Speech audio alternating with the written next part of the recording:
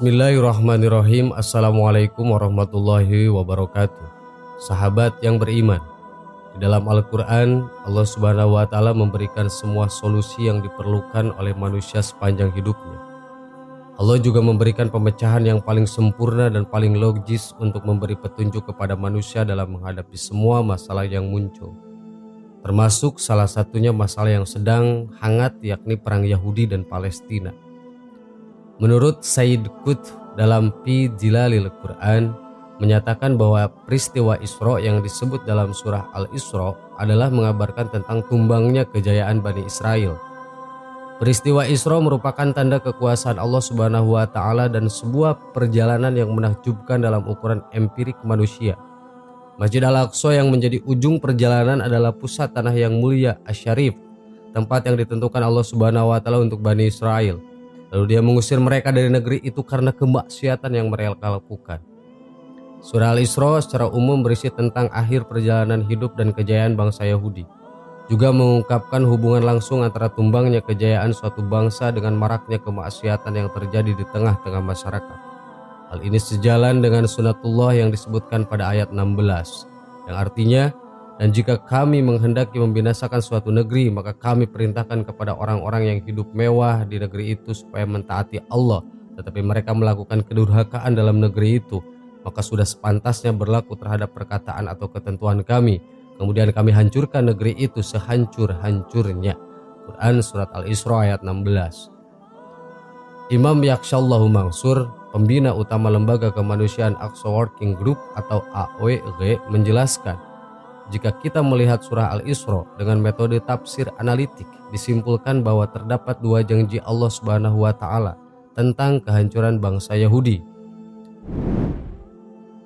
Satu, kehancuran pertama. Maka apabila datang saat hukuman bagi kejahatan pertama dari kedua kejahatan itu, kami datangkan kepadamu hamba-hamba kami yang mempunyai kekuatan yang besar. Lalu mereka merajalela di kampung-kampung, dan itulah ketetapan yang pasti terlaksana. Quran Surat Al-Isra ayat 5. Kemaksiatan yang paling besar ialah karena mereka menyembah berhala dan membunuh para nabi. Maka Allah Subhanahu wa Ta'ala mendatangkan Raja Nebukadnezar ke Yerusalem, lalu dihancurkan negeri itu, dan dia merajalela di kampung-kampung dengan meruntuhkan dan meratakan dengan tanah seluruh bangunannya. Anak-anak dibunuh dan beribu-ribu tawanan dibawa ke Babilonia. Kehancuran bangsa Yahudi ini terjadi 500 tahun sebelum Rasulullah hijrah ke Madinah dan sebelum adanya Isra dan Mi'raj. 2. Kehancuran kedua. Jika kamu berbuat baik, berarti kamu berbuat baik bagi dirimu sendiri, dan jika kamu berbuat jahat, maka kejahatan itu bagi dirimu sendiri. Dan apabila datang saat hukuman bagi kejahatan yang kedua, kami datangkan orang-orang lain untuk menyuramkan muka-muka kamu, dan mereka masuk ke dalam masjid sebagaimana musuh-musuhmu memasukinya pada kali pertama, dan untuk membinasakan sehabis-habisnya apa saja yang mereka kuasai. Quran Surat Al-Isra ayat 7. Inilah janji Allah Subhanahu wa Ta'ala kepada Bani Israel bahwa apabila mereka berbuat baik, maka kebaikan itu akan kembali kepada diri mereka sendiri, dan apabila mereka berbuat jahat, maka hasil kejahatan itu akan menimpa diri mereka sendiri. Sebelumnya pada ayat ke-6 disebutkan bahwa Allah Subhanahu wa Ta'ala telah memberikan berbagai anugerah kepada bangsa Yahudi atau Israel dengan mengembalikan negeri mereka setelah dirampas oleh bangsa Persia, ditambah dengan limpahan kekayaan dan memberikan banyak anak laki-laki yang kuat serta pasukan yang tangguh. Dalam konteks kekinian, menurut Muhammad Ar-Rasyid, ayat ke-6 ini dapat dipahami sebagai berikut. Allah memberikan kembali tanah mereka yang kedua kali dari musuhmu. Berdirinya negara Israel tahun 1948, yaitu setelah mengalahkan musuh-musuhnya atau pasukan Arab. Membantu dengan harta kekayaan yang melimpah berupa bantuan dari Amerika dan donatur-donatur lainnya. Memberikan anak laki-laki yang kuat. Terbukti bahwa sejak kedatangan Israel ke Palestina, populasi penduduk lebih banyak laki-laki daripada perempuan. Kami jadikan kamu kelompok yang lebih besar. Terbukti pada perang tahun 1948 dan 1967, tentara Israel 3 kali lipat lebih banyak dibanding tentara Arab. Selanjutnya pada ayat 104, Allah Subhanahu wa Ta'ala berfirman yang artinya, dan kami berfirman sesudah itu kepada Bani Israel, diamlah di negeri ini, maka apabila datang masa berbangkit, niscaya kami datangkan kamu dalam keadaan bercampur baur dengan musuhmu. Quran Surat Al-Isra ayat 104. Ayat ini dapat dipahami setelah kehancuran karena keserangan musuh-musuhnya. Bangsa Yahudi kemudian bercerai-berai atau diaspora ke seluruh penjuru dunia, dan kembalinya bangsa Yahudi ke Palestina pada tahun 1948 adalah berasal dari bermacam-macam suku dan ras yang ada di dunia. Dengan kembali dan berkumpulnya bangsa Yahudi di Palestina saat ini, berarti tanda kehancuran mereka yang kedua sudah dekat. Mereka sedang menunggu orang yang akan menyuramkan muka mereka dan memasuki Masjidil Aqsa serta menghancurkan mereka sehancur-hancurnya. Pada ayat tadi, mereka maksud dengan menggunakan fi'il mudhari yang menunjukkan pengertian sedang atau akan terjadi. Dengan demikian, kehancuran yang kedua ini akan terjadi setelah ayat itu turun. Tentang kapan terjadinya, hanya Allah Subhanahu wa Ta'ala yang Maha Tahu. Muhammad Ar-Rasyid bercerita, pada waktu negara Israel berdiri dan memproklamirkan kemerdekaannya tahun 1948, seorang wanita Yahudi menangis dan masuk ke rumah keluarganya.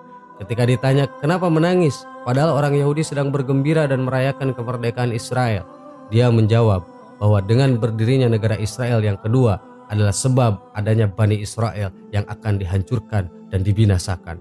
Tafsir analitik tentang kronologi sehancurnya bangsa Israel tidak mungkin tidak dijamin kebenarannya karena para ulama pun berbeda-beda dalam menafsirkan ayat-ayat tersebut. Tetapi yang pasti benar adalah bahwa apabila suatu bangsa yang tidak menjadikan Al-Quran sebagai petunjuk pasti akan hancur dan binasa. Ini adalah sunatullah. Sementara itu kita lihat saat ini, bangsa Israel adalah salah satu bangsa yang tidak menjadikan Al-Quran. Bahkan mereka melecehkannya dengan melakukan berbagai macam kejahatan terhadap bangsa Palestina dan Masjid Al-Aqsa. Dengan demikian, kehancuran Israel sudah sangat dekat. Hal ini dapat kita lihat dari beberapa indikasi sebagai berikut. Sebagai negara penjajah, Israel jelas kehilangan kemampuan melakukan peleburan dengan bangsa lain di kawasan Timur Tengah. Israel mengalami ketimpangan demografi melawan pertumbuhan warga Arab. Dunia makin sadar tentang apa yang terjadi di Timur Tengah. Makin banyak negara yang mendukung perjuangan Palestina dan makin banyak yang anti-Israel. Di Israel sendiri mulai muncul organisasi swasta yang anti-Israel dan melawan penghancuran rumah warga Palestina dan pengungsian mereka. Menurunnya jumlah militer Israel sebab jumlah kelompok usia militer semakin tinggi. Israel mengalami masalah sosial dan politik yang krusial karena perpecahan dua partai besar Kadima dan Likud terus berlanjut. Kaum terpelajar sekuler dari barat eksodus kembali ke Israel sehingga yang terjadi hanyalah kelompok ekstrim dalam politik dan agama yang paling mengkafirkan dan menghabisi. Inilah yang digambarkan Allah Subhanahu wa Ta'ala yang artinya permusuhan antara sesama mereka adalah sangat hebat. Kamu kira mereka itu bersatu sedang hati mereka berpecah belah. Yang demikian itu karena sesungguhnya mereka adalah kaum yang tidak mengerti. Quran Surat Al-Hasyr ayat 14. Indikasi-indikasi tadi dipercayai oleh banyak pihak, bahkan oleh para pendukung Israel sendiri.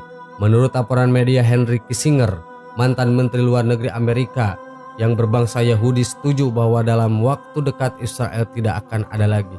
The Workforce mengutip perkataan Kissinger, dalam 10 tahun tidak ada lagi Israel.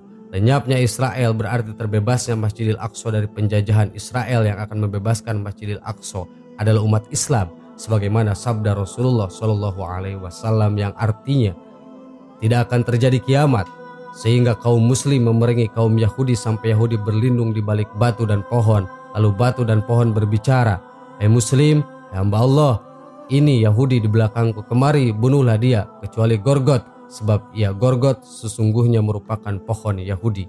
Hadis riwayat Al-Bukhari. Namun lenyapnya Israel tidak boleh hanya kita tunggu, tetapi harus kita perjuangkan dengan cara menjadikan Al-Quran sebagai petunjuk dan pedoman hidup. Menjadikan Al-Quran sebagai petunjuk dan pedoman hidup berarti mengikuti Al-Quran dengan sebenarnya. Allah Subhanahu wa Ta'ala berfirman di dalam Quran Surat Al-Baqarah ayat 121. Orang-orang yang telah kami berikan Alkitab kepadanya, mereka membacanya dengan bacaan yang sebenarnya, mereka itu beriman kepadanya, dan barang siapa yang ingkar kepadanya, maka mereka itulah orang-orang yang merugi. Sahabat Abdullah bin Mas'ud dan Abdullah bin Abbas radhiyallahu anhuma berkata, mereka membacanya dengan bacaan yang sebenarnya, maksudnya adalah mengikuti Al-Quran dengan sebenar-benarnya, menghalalkan apa yang dihalalkan dan mengharamkan apa yang diharamkan, dan tidak menyelewengkan perkataan dari tempat yang semestinya serta tidak menakwilkan dengan takwil yang bukan semestinya. Sahabat yang beriman, itulah kemusnahan negara Israel yang pasti akan terjadi. Amin. Wallahu alam. Wassalamualaikum warahmatullahi wabarakatuh.